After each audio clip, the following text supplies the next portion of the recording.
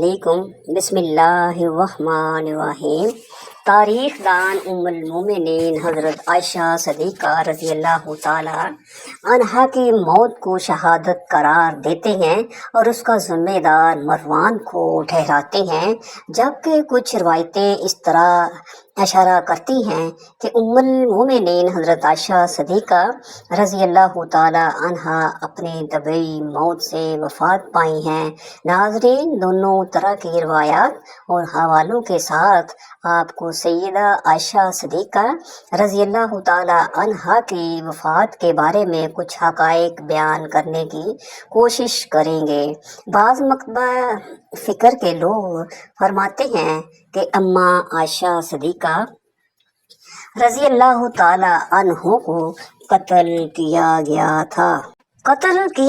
تھا اور ایک گڑھا کھود کر اس میں کیلے یا لوہے یا تلوار کے ٹکڑے رکھ کر، جو کہ زہر آلود تھے، اماں عائشہ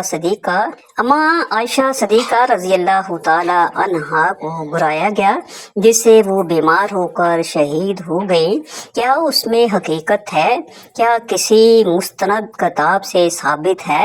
ام المومنین حضرت عائشہ صدیقہ رضی اللہ تعالی عنہا نے 17 رمضان المبارک شب منگل ہجری 57 اور ایک قول کے مطابق 58 ہجری حضرت امیر معاویہ کے عہد خلافت میں مدینہ منورہ میں وفات پائی، اور آپ کی وصیت کے مطابق آپ کی میت کو رات میں جنت البقیع میں دفن کیا گیا۔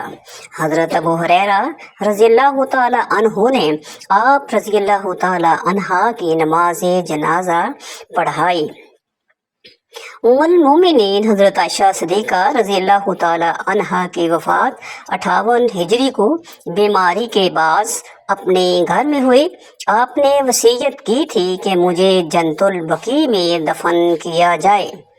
ابن ابی ملیکہ رحمۃ اللہ علیہ کہتے ہیں کہ ام المومنین حضرت عائشہ صدیقہ رضی اللہ تعالی عنہا کی وفات سے تھوڑی دیر پہلے، جبکہ وہ نزا کے حالت میں تھی، حضرت ابن عباس رضی اللہ تعالی عنہ نے ان کے پاس آنے کی اجازت چاہی۔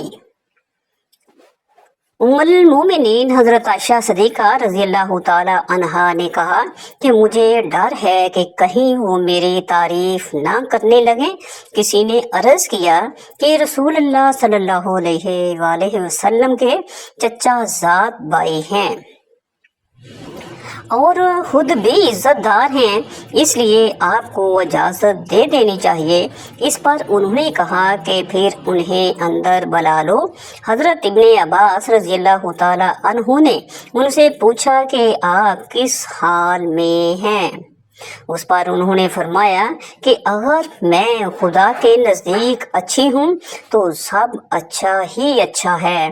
اس پر حضرت ابن عباس رضی اللہ تعالی عنہ نے کہا کہ انشاءاللہ آپ اچھی ہی رہیں گی۔ آپ رسول اللہ صلی اللہ علیہ وآلہ وسلم کی زوجہ محترمہ ہیں۔ حضرت صلی اللہ علیہ وآلہ وسلم نے کسی کنواری عورت سے نکاح نہیں فرمایا، اور آپ صلی اللہ علیہ وسلم کی برات قرآن مجید میں آسمان سے نازل ہوئی۔ حضرت ابن عباس رضی اللہ تعالی عنہ کی تشریف لے جانے کے بعد آپ کی خدمت میں حضرت ابن زبیر حاضر ہوئے۔ ام المومنین حضرت عائشہ صدیقہ رضی اللہ تعالی عنہا نے ان سے فرمایا کہ ابھی حضرت ابن عباس رضی اللہ تعالی عنہ آئے تھے اور میری تعریف کی۔ میں تو چاہتی ہوں کہ کاش میں ایک بھولی بصری گمنام ہوتی۔ بخاری شریف کی اس روایت سے پتہ چلتا ہے کہ ام المومنین حضرت عائشہ صدیقہ رضی اللہ تعالی عنہا کی فطری وفات ہوئی تھی، کیونکہ اگر گڑھے میں گر کر وفات ہو گئی ہوتی تو پھر وفات سے قبل لوگوں کی آمد و رفت کا سلسلہ نہ ہوتا۔ اسی طرح اجازت وغیرہ کا ذکر بھی نہ ہوتا۔ کیونکہ یہ صورت حال اسی وقت ہوتی ہے جب کسی کی وفات اس کے گھر میں فطری طور پر ہو۔ تاریخ ابن خلدون اور تاریخ مولوی عبدالحق عثمانی کے مطابق مروان نے ام المومنین حضرت عائشہ صدیقہ کو قتل کرنے کا منصوبہ بنایا اور اس مقصد کے لیے کہ ایک دعوت کا اہتمام کیا۔ دعوت پر بلانے کے لیے مروان نے اپنے بیٹے عبد الملک اور بیٹی عاتقہ کو ام المومنین حضرت عائشہ صدیقہ کی طرف روانہ کیا۔ عبد الملک اور اس کی بہن عاتقہ جو کہ مروان کی اولاد تھے، ام المومنین حضرت عائشہ صدیقہ رضی اللہ تعالی عنہا کی خدمت میں حاضر ہوئے۔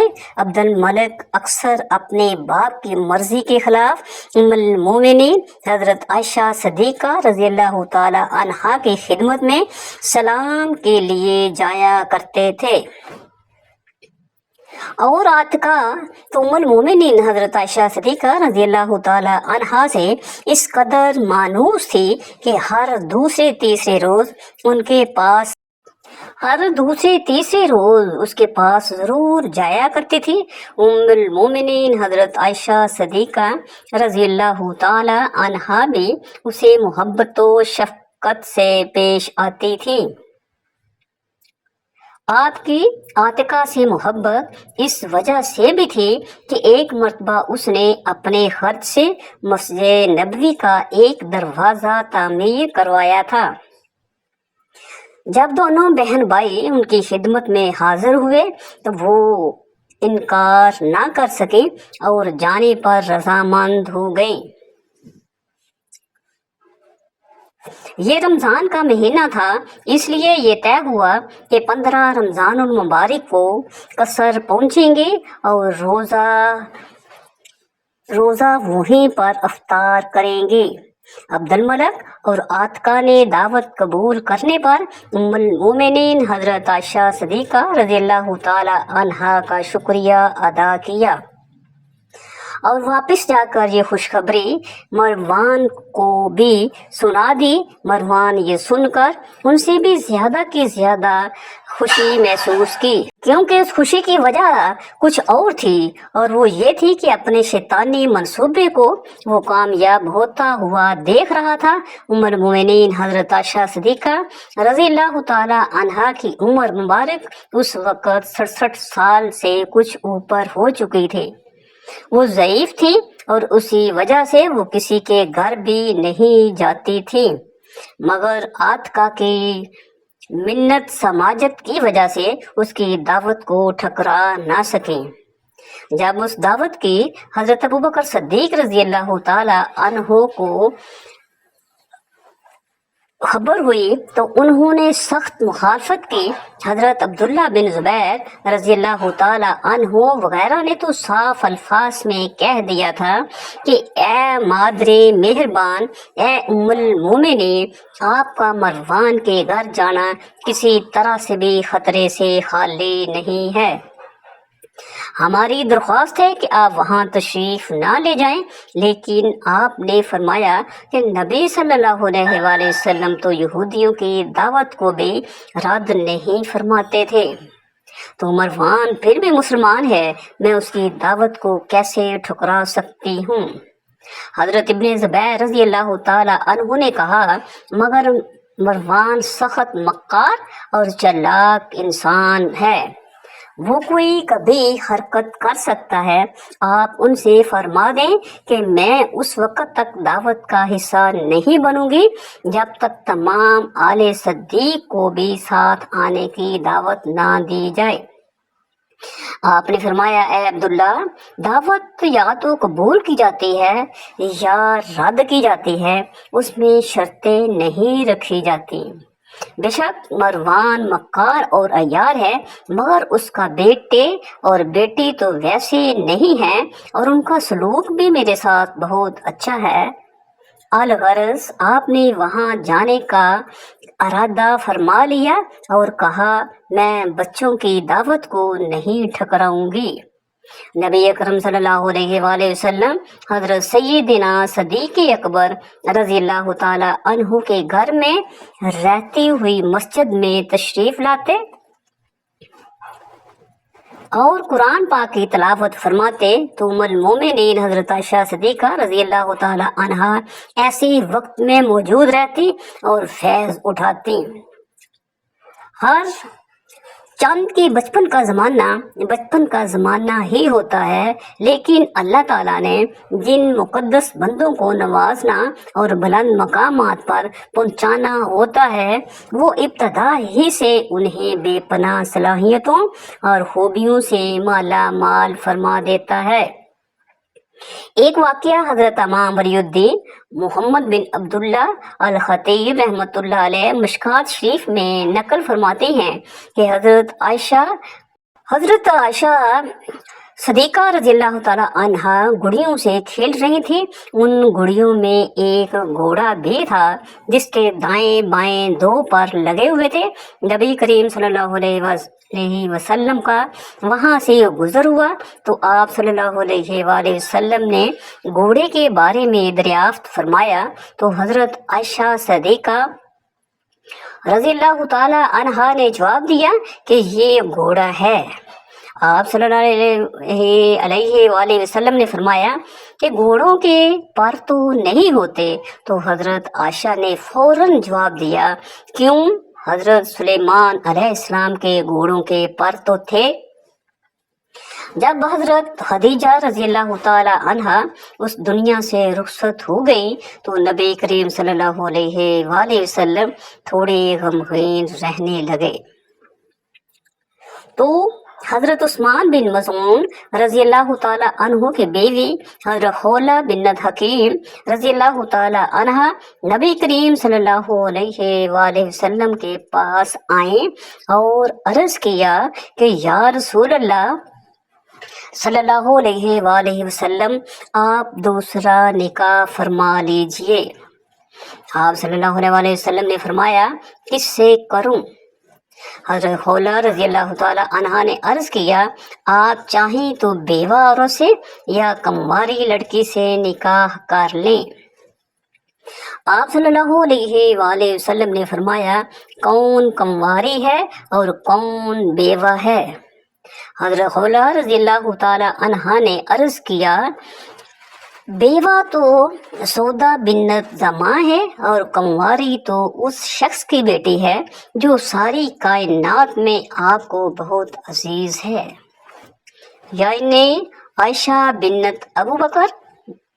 नबी करीम सल्लल्लाहु अलैहि वसल्लम ने फरमाया कि बेहतर है कि तुम आयशा के बारे में बातचीत करो। हज़रत खौला रज़ियल्लाहु ताला अन्हा फरमाती हैं कि मैं उसके बाद सैयदा उम्मे रुमान रज़ियल्लाहु ताला अन्हा के पास गई और उनसे कहा कि तुम्हारे लिए बहुत अजीम खुशखबरी है जिसमें दुनिया और आखिरत की भलाइयाँ छुपी हुई हैं। उन्होंने कहा कि वो कौन सी खुशखबरी है? मैंने कहा, नबी करीम सल्लल्लाहु अलैहि वसल्लम आयशा का जिक्र फरमा रहे थे। उन्होंने कोई जवाब देने की बजाय कहा, थोड़ा इंतज़ार करो, अभी मेरे शोहर अबू बकर रज़ियल्लाहु ताला अन्हु तशरीफ लाने ही वाले हैं। हज़रत खौला रज़ियल्लाहु ताला अन्हा फरमाती हैं कि कुछ ही देर बाद हज़रत अबू बकर सिद्दीक रज़ियल्लाहु ताला अन्हु तशरीफ लाए तो मैंने उनसे उस बात का जिक्र किया तो उन्होंने फरमाया कि क्या ये उनके लिए सही है? हज़रत आयशा सिद्दीक़ा रज़ियल्लाहु ताला अन्हा तो उनकी भतीजी है। बिलाखिर 15 रमज़ानुल मुबारक का दिन आ पहुंचा।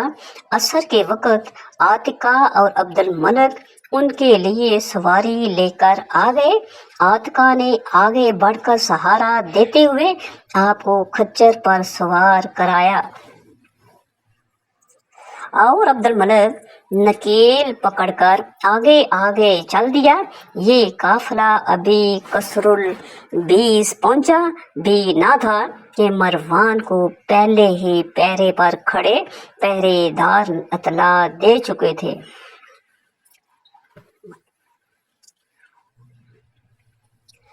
کہ حضرت عائشہ صدیقہ رضی اللہ تعالی عنہا آ رہی ہیں۔ مروان یہ سن کر خوشی سے اچھل پڑا اور کہنے لگا کہ آخر شکار جال میں پھنس ہی گیا۔ یہ کہہ کر وہ باہر دروازے کی طرف استقبال کے لیے چل دیا اور چلتے ہوئے کہنے لگا، تم سب لوگ یا اور اپنے اپنے کاموں کی طرف پوری توجہ رکھو۔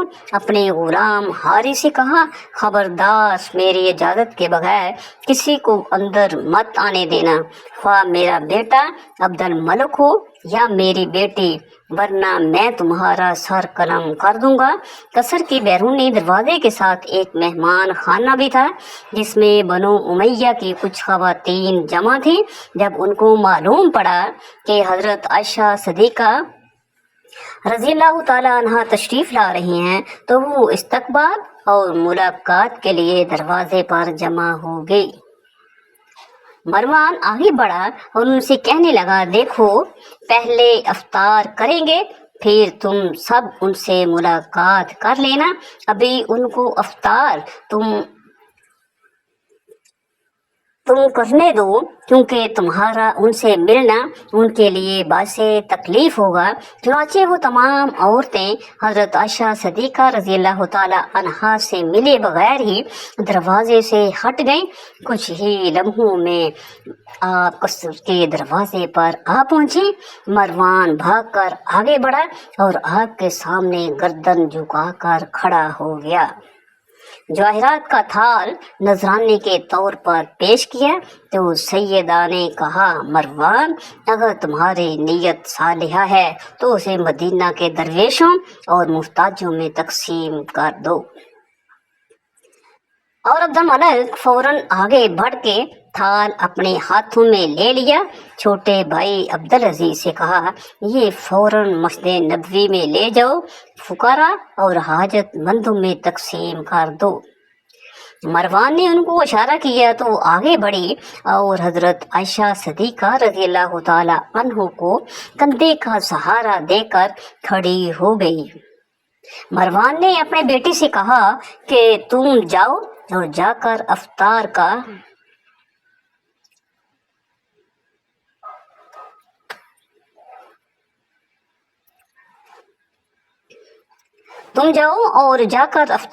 انتظام کرو۔ وہ چلی گئی تو مروان نے عبد الملک سے بھی کہا کہ جاؤ اور مردوں میں افطار اور کھانا بھجواؤ۔ عبد الملک بھی وہاں سے روانہ ہو گیا۔ اب مروان کے لیے راستہ صاف تھا۔ مروان کا غلام حارث ننگی تلوار لیے دروازے پر کھڑا تھا۔ اس کے دونوں شیطان صفت دوست صفوان اور ہشام قصر کے کونے میں بیٹھے صحیح وقت کا انتظار کر رہے تھے۔ مروان نے حضرت عائشہ صدیقہ رضی اللہ تعالی عنہا کو چلنے کا اشارہ کیا تو آپ فارغہ کے کندھے کے سہارے مسند کی طرف روانہ ہوئیں۔ مروان خود دست بدستہ آپ کے پیچھے ہوا۔ حضرت عائشہ صدیقہ رضی اللہ تعالی عنہا نے فرمایا، مروان ہم سب ملک عدم کے راہی ہیں،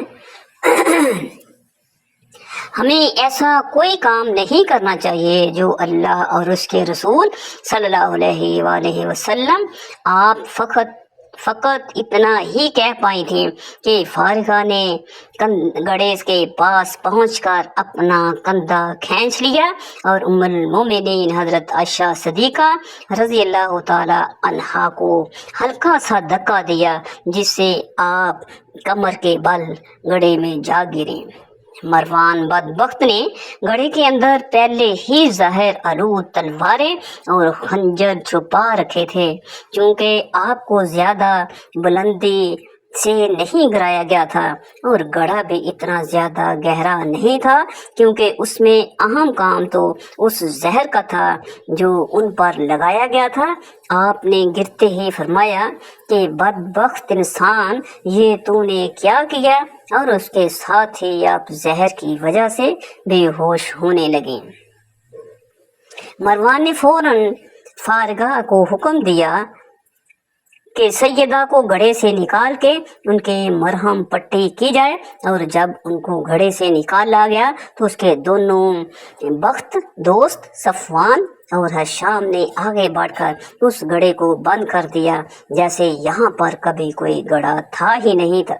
मरवान ने फौरन अपने बेटे को आवाज़ दी और अपनी बेटी को आवाज़ दी कि उम्मुल मोमिनीन हज़रत आयशा सदीक़ा रज़ी अल्लाह ताला अन्हा को अचानक कुछ हुआ है, वो गिर गई हैं। वो दोनों अंदर आए। दोनों बहन भाइयों को अपनी आंखों देखा यकीन नहीं आ रहा था। अभी तो उम्मुल मोमिनीन हज़रत आयशा सदीक़ा रज़ी अल्लाह ताला अन्हा सलामत थी, उनके साथ बातें करते हुए अंदर दाखिल हुई हैं। अभी जाने कि क्या उनको क्या हो गया। मरवान ने अपने बेटे अब्दुल मलिक को हुक्म दिया कि फ़ौरन हज़रत आयशा सदीक़ा के भाइयों को इत्तला कर दी जाए। तो वो फ़ौरन हज़रत इब्न ज़ुबैर रज़ी अल्लाह ताला अन्हु को इत्तला की गई। शाम तक पूरे मदीना में ये खबर जंगल में आग की तरह फैल गई। जब आपको घर लाया गया तो आप बेहोश थी। हज़रत इब्न ज़ुबैर रज़ी अल्लाह ताला अन्हु ने फ़ौरन एक तबीब को घर बुलाया। उसने ज़ख्मों को सीने की कोशिश की, लेकिन जहर ज़ख्मों के अंदर रच चुका था। रवायात में आता है कि यही जहर आलूद ज़ख्मों की वजह से आपने इंतकाल फरमाया। अल्लाह ताला हमें नेक कारों में शामिल फरमाए और हमारा खात्मा बिल खैर फरमाए। आमीन सुम्मा आमीन। अल्लाह ताला मुझे और सुनने वाले को अल्लाह ताला के हुक्म और हज़ूर पाक सल्लल्लाहु अलैहि वसल्लम की सुन्नत के मुताबिक चलने की तौफीक अता फरमाए। आमीन सुम्मा आमीन।